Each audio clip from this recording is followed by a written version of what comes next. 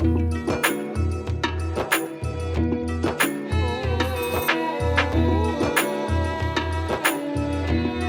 të riktheheshim në Bog pas 2 muajve kësaj radhe për të qenë të pranishëm në festën Malli i Mërgjimtarit. 22 gusht 2025, organizuar nga Agroturizëm Kulla dhe Buni i Bajraktarit. Fal punës së mrekullueshme të këtij subjekti privat, jeta në pikën turistike të Bogës ka ndryshuar. Tashmë nuk janë vetëm bukuritë natyrore që të ofron porta e Alpeve shqiptare Boga, por edhe organizime serioze të nivelit kombëtar.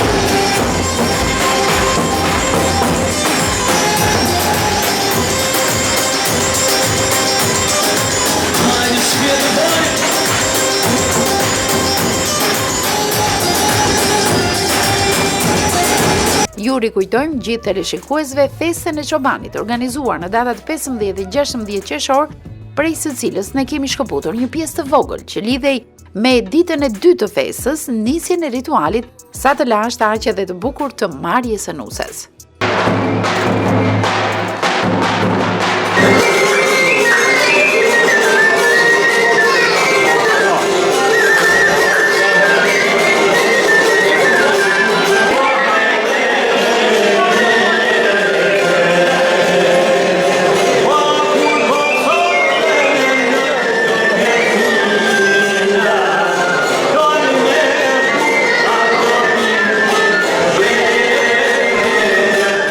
Edhe pse në atë atmosferë të jashtëzakonshme që u krijua, i morëm gjumit nga koha e tij, mëngjesi ëmbël i bukur si lind në këto anë, ta heq çdo lodhje të një nate, që pothuajse e zbardhëm.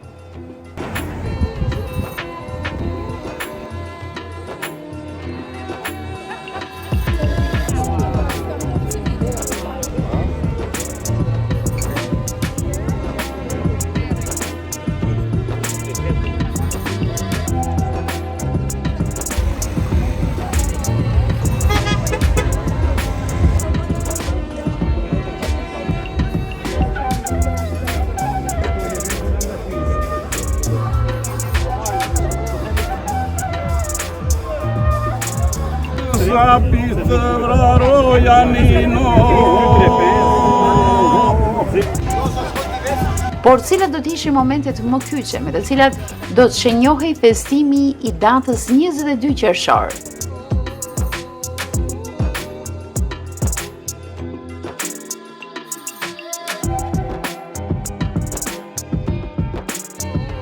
Në orën 9:30, pranë ambientit të Banit Muze, ambientit që sjell jetën e çobanit me elemente etnografike më të spikatura, krijuar nga organizatorët e festës, Universiteti i Shkodrës Luish Gurakuqi përmes Fakultetit të Shkencave Shoqërore prezantoi projektin më të ri, ruajtja dhe promovimi i trashëgimisë etnokulturore të Alpeve shqiptare, për zhvillim të qëndrueshëm, mbështetur nga Agjencia Kombëtare e Kërkimit Shkencor dhe Inovacionit.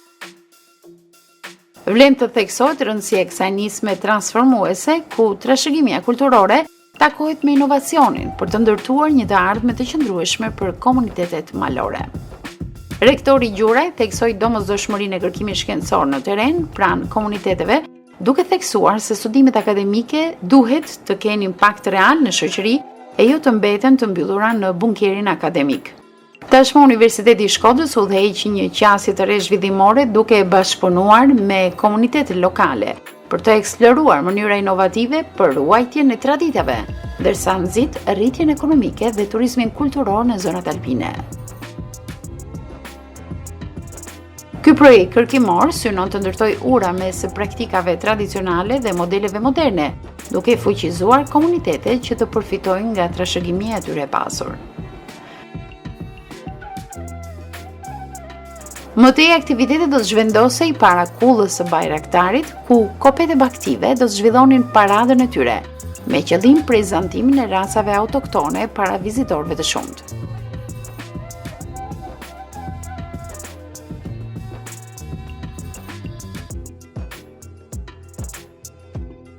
Në fakt, pritej një paradë më e madhe e tyre, ashtu siç ishte programuar, por për shkak të disa vatrave të virusit të mortajës e përhapura në Shkodër, u pa udhës që parada të ishte kufizuar dhe të mos rrezikonin kafshët nga ndonjë infeksion.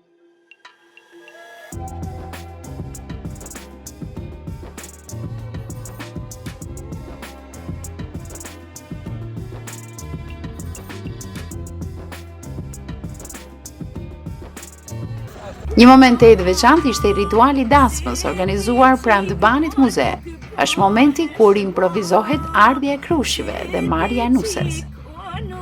Për shoqërimin e ritualit me këngët e dasmës që këndohen në momente të tilla, dha një kontribut të vyer këngëtarja e mirënjohur Vida Kunora.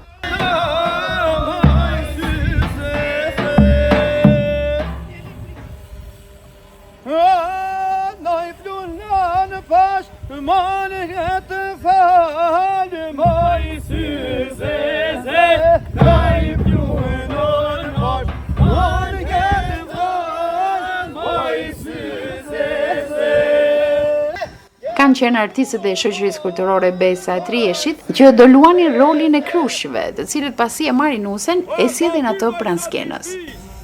O mirë së vjezëti areti.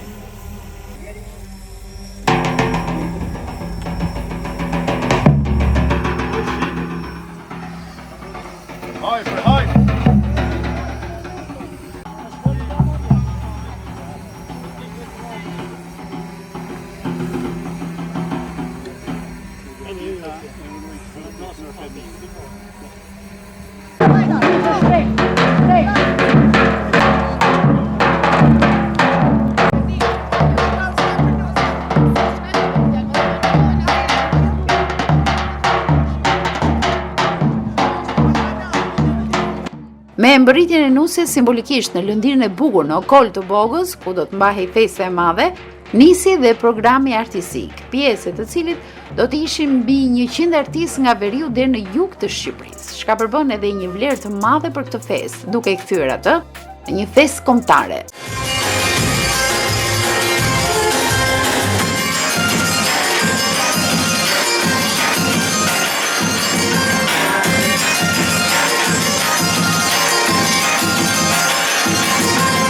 Dhe rikthehemi sërish te festa e radhës, me të cilën e nisëm këtë reportazh, Malli i Mërgjimtarit. Festa u organizua në restorantin e kullës së Bajraktarit në Bokë, me pjesëmarrjen e një numri tepër të madh emigrantësh, kryesisht nga Europa, por dhe Shtetet e Bashkuara të Amerikës. Dhe nuk ishin vetëm bijat e bijët e Bogës që ndodheshin në festë, por dhe mjaft të tjerë, sidomos nga lokaliteti Tuzit, të cilët e frekuentojnë tej mase këtë pikë turistike.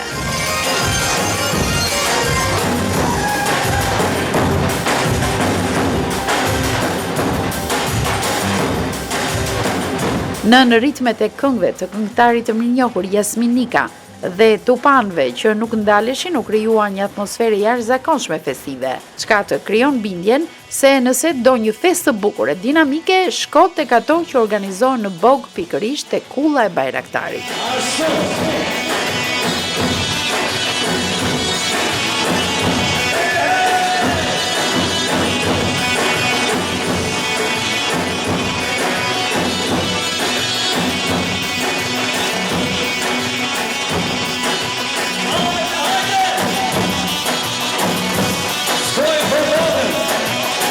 Nëse ky është një imazh i mrekullueshëm i jetës në Bokë me ardhjen e Sinës së Vjeshtës, ne do t'ju sugjeronim një vizitë tjetër në këtë vend të magjishëm. Tonalitetet e ngjyrës do të largojnë të jeshiltën dhe me siguri do e adhuroni gjithë peizazhin që do t'ju shoqërojë për gjatë 50 kilometrave të përshkuar nga qyteti i Shkodrës e deri në Bokë.